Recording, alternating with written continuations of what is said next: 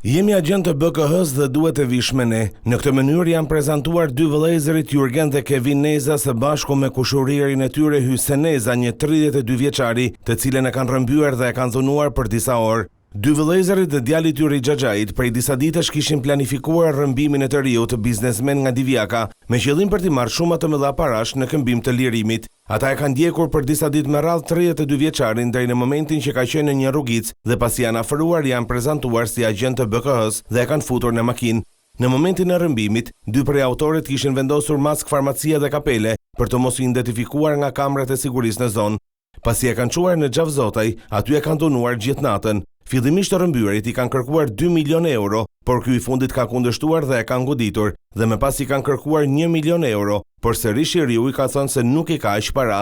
Tre autoret më pas i kanë thënë se duan 500.000 euro, dhe më pas e kanë liruar që ky i fundit të merrte parat. I rrëmbyeri menjëherë është drejtuar policisë ku ka rrëfyer ngjarjen. Krimi ka ndodhur në datën 31 mars, por policia ka arritur më vonë kapjen e Hysen dhe Kevin Nezës, ndërkohë Jurgen Neza vijon të jetë në kërkim. Autoret janë të njohur për policinë me precedent të mëparshëm penal për vjedhje dhe konflikte të ndryshme, madje njihen dhe si përdorues droge.